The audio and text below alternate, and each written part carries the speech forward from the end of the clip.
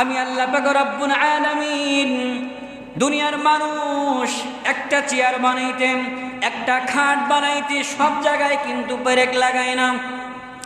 যেই সমস্ত জায়গায় পেরেক লাগাইলে খাটটা সুন্দর হবে, মজবুত হবে, ঠিক তেমনি ভাবে আল্লাহ পাক রব্বুল আলামিন বলেন পৃথিবীর সব জায়গায় আমি আল্লাহ তাআলা পাহাড় স্থাপন করি নাই। আপনাদের এলাকায় পাহাড় আছে নাকি? পাহাড় কিন্তু নাই। পাহাড় আল্লাহ পাক রব্বুল আলামিন সব জায়গায় দেন না। আল্লাহ রব্বুল আলামিন বলেন এই জমিনকে আমি আল্লাহ পাক রব্বুল আলামিন পানির উপরে ভাসমান রেখেছি। এরপরে একটা সেকেন্ডের জন্য জমিন নড়াচড়া করে না, একটা সেকেন্ডের জন্য জমিন তলিয়ে যায় না। কেন যায় না এটা জানুনি? ওয়াল জিবালা আওতাদা, এই জমিনের উপরে আমি আল্লাহ পাক রব্বুল আলামিন পাহাড়কে পেরেক হিসাবে ব্যবহার করেছি। পাহাড় কিন্তু আমাদের জন্য উপকার। জমিনের উপর থেকে আমরা কত বড় উঁচা পাহাড় দেখি।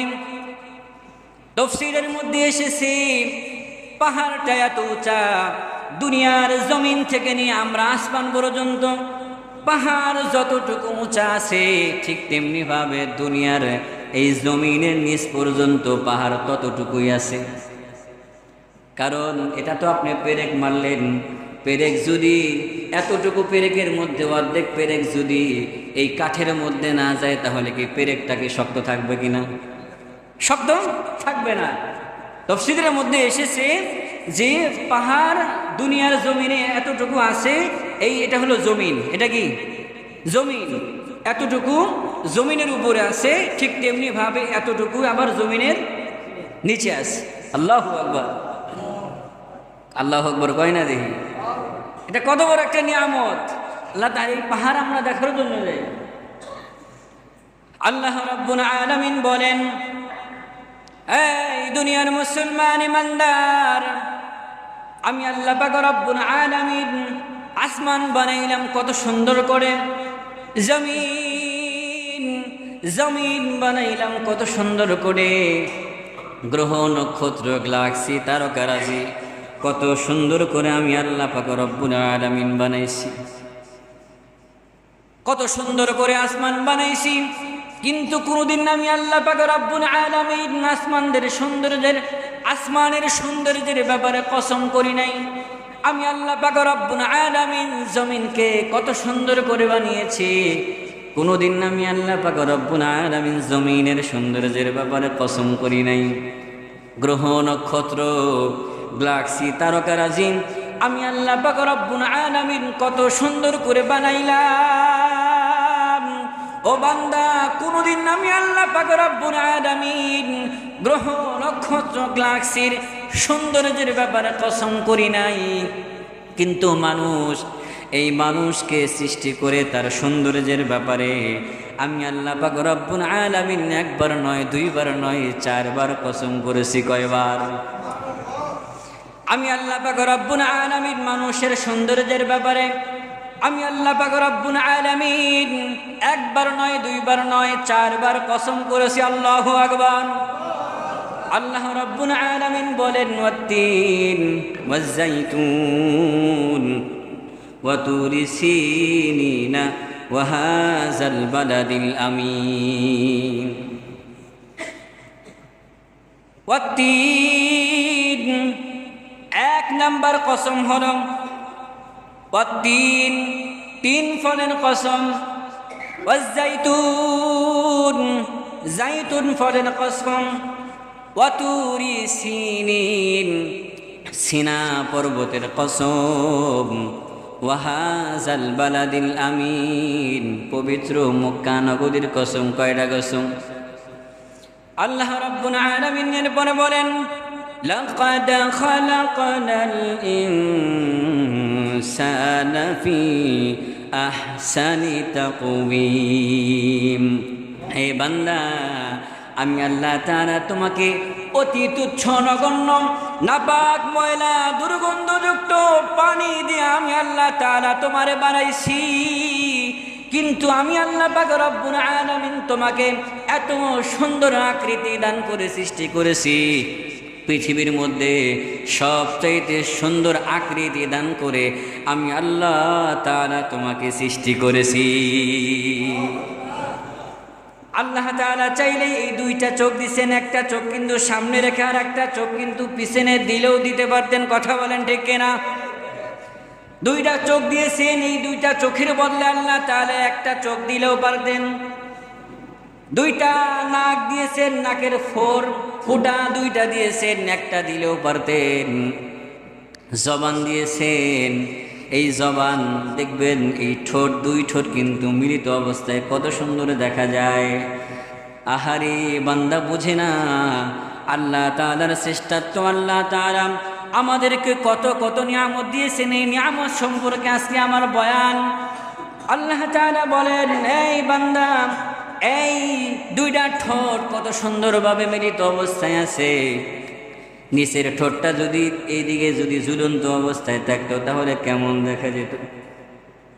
এটাও যদি না করে যদি আল্লাহ তাআলা এই জবানটা, এই মুখটা যদি পিছনের দিকে রাখতেন তাহলে আমরা খাবার খাইতাম কেমনে? আল্লাহ রাব্বুল আলামিন বলেন, কত সুন্দর করে আমি আল্লাহ তাআলা তোমারে বানাইলাম।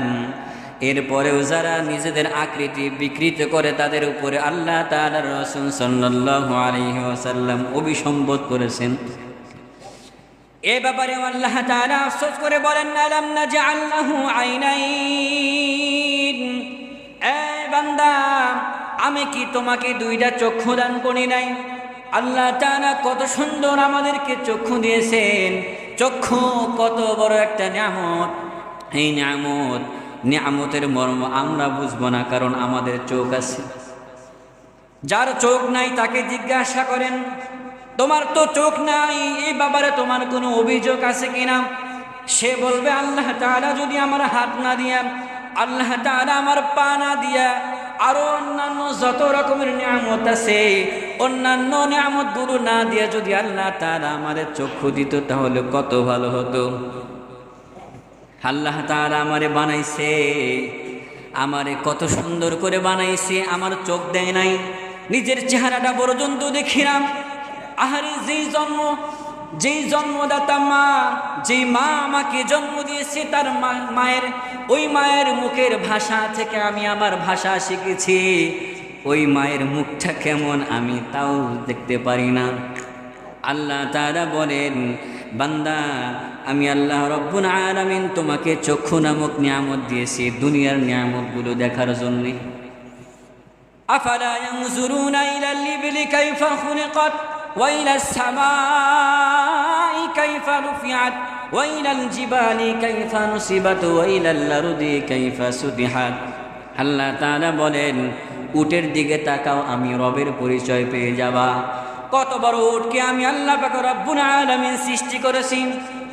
আল্লাহ তাআলা বলেন, ওয়া ইলাস সামাই কাইফা রুফিআত, এই বান্দা আসমানের দিকে তাকাও, কিভাবে আমি আল্লাহ পাক রব্বুল আলামিন আসমানকে খুঁটিবিহীন সউচ্চে দাঁড় করে রেখেছি।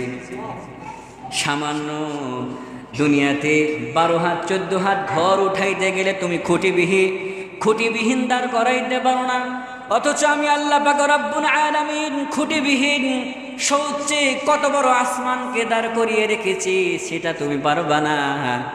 আল্লাহ তাআলা বলেন, কত বড় পাহাড় আমি আল্লাহ পাক রব্বুল আলামিন বানাইছি। এজন্য বলা হয়, তাফাক্কারু ফি খালকিল্লাহ ওয়া লা তাতাফাক্কারু ফিল্লাহ। আল্লাহ তাআলার সৃষ্টি সম্বন্ধে চিন্তা ভাবনা করো, তোমার ঈমান দিনে দিনে বৃদ্ধি পাবে। জোরে বলেন সুবহানাল্লাহ। চিন্তা ভাবনা করতে হবে, আরে আসমান বানাইছে আল্লাহ তাআলা, তো চাইলে এই আসমানটা আমার মাথার উপরে ফলাই দিতে পারতো। আরে জমিনটাকে আল্লাহ তাআলা পানির উপরে ভাসমান রেখেছেন। সামান্য পানির উপরে নৌকা রাখলে পরে এক সাইডে যদি দুনো সাইডে যদি ঠিক মতো মারামার না রাখা হয়, নৌকা তলিয়ে যায়, পিছলা পড়ে যায়, উল্টিয়ে যায়। আরে জমিনকে আল্লাহ তাআলা পানির উপরে ভাসমান রেখেছেন, আর এই জমিনের উপরে আল্লাহ তাআলা মনকে মন, টনকে টন দেয়া, ওজন দেয়া রাখছেন। আর আমি চলাফেরা করতেছি, জমিন কিন্তু একই জায়গায় স্থির আছে। মানুষের উপকারের জন্য আল্লাহ পাক রব্বুল আলামিন গাভীর থেকে দুধ বের করেন। আমি গাভীরে খাওয়াইলাম ঘাস, গাভীরে খাওয়াইলাম ভুসি, আর গাভী আমার দিল দুধ। এই দুধটা দিল কে? দিনের পরে রাত, রাতের পরে দিন, এগুলো সব কিছুর নিয়ন্ত্রণ করে কে? আরো জোরে বলেন না কে? এজন্যই কবি বলেন, আচ্ছা মাগো বলো দেখি রাত্রি কেন কালো, তরুণ তফা কোথা থেকে পেলে এত আলো, চিনি কেন মিষ্টি ও মা, চিনি কেন মিষ্টি ও মা, তেঁতুল কেন টক, কোকিল কেন কালো মা, ফর্সা কেন বক, মা হেসে কন সোনার খোকন, মা হেসে কন সোনার খোকন, আসেন রহমান, যা কিছু সব তিনি করেন, আমার আল্লাহ পাকের দান। জোরে বলেন ঠিক কিনা? আল্লাহ তাআলার সৃষ্টির ব্যাপারে যদি আমাদের সামান্য চিন্তা ভাবনা থাকতো, তাহলে এই জীবন নিয়ে হতাশা, আল্লাহ তাআলা আমার এটা দিল না, ওটা দিল না, এটা পাইলাম না, ওটা খাইলাম না, এই অভিযোগ আমাদের থাকতো না। যার হাত নেই তাকে জিজ্ঞাসা করেন, যার পা নাই, কোনো কিছুই নাই, সে কিন্তু কিভাবে চলতেছে। আহারে আমি তো এই দুনিয়াতে থেকে অক্সিজেন নিতে পারতেছি, কার্বন ডাই অক্সাইড ছাড়তে পারতেছি, এটাই তো আল্লাহ তাআলার নিয়ামত। এই নিয়ামতের শুকরিয়া কেউ যদি সারা জীবন আদায় করে, ওর জীবন যাবে, জীবন দেওয়া হবে, এরপরেও আরো নিয়ামত আসবে যাবে, তারপরে ওই নিয়ামতের শুকরিয়া আদায় করে শেষ করতে পারবে না। চোখ দিয়েছেন, এই চোখের নিয়ামত কেউ শেষ করতে পারবে? মুখ দিয়েছেন, এই নিয়ামতের শুকরিয়া কেউ শেষ করতে পারবে? শেষ করতে পারবে না। মনের ভাষা প্রকাশের জন্য আল্লাহ তাআলা জবান দিয়েছেন। আল্লাহ তাআলা বলেন, ওয়ালিসানা ওয়া শাফাতাইন। আল্লাহ পাক রব্বুল আলামিন আমাদের সবাইকে আল্লাহ তাআলার শুকরগাজি বান্দা হওয়ার তৌফিক দান করেন। সবাই বলেন আমিন। আজকে এত এত নিয়ামত পাওয়ার পরে মসজিদে আসি না, নামাজ পড়ি না, নামাজ ভালো লাগে না, আলেম ওলামা ভালো লাগে না, ইমাম ভালো লাগে না, মুয়াজ্জিন ভালো লাগে না, মসজিদ ভালো লাগে না, মাদ্রাসা ভালো লাগে না, এতিম ফকির মিসকিন ভালো লাগে না। আল্লাহ তাআলা বলেন, চোখ দিয়েছি, চক্ষু নামক নিয়ামত দিয়েছি দুনিয়ার নিয়ামতগুলো দেখার জন্য, মসজিদ মাদ্রাসা দেখার জন্য, এতিম ফকির মিসকিন এগুলোর দিকে তাকানোর জন্য, হারাম জিনিসের দিকে তাকানোর জন্য আমি আল্লাহ তাআলা তোমাকে চক্ষু দিই নাই। চক্ষুরও হিসাব হবে, চক্ষুরও কি হবে? হিসাব হবে। আল্লাহ তাআলার নিয়ামত সম্পর্কে আলোচনা করতে গেলে শেষ হবে না। আল্লাহ পাক রব্বুল আলামিন আমাদের সবাইকে রবের নিয়ামতের কৃতজ্ঞতা আদায় করে আল্লাহ পাকের গোলামি করার জন্য সবাইকে তৌফিক দান করেন। সবাই বলেন আমিন।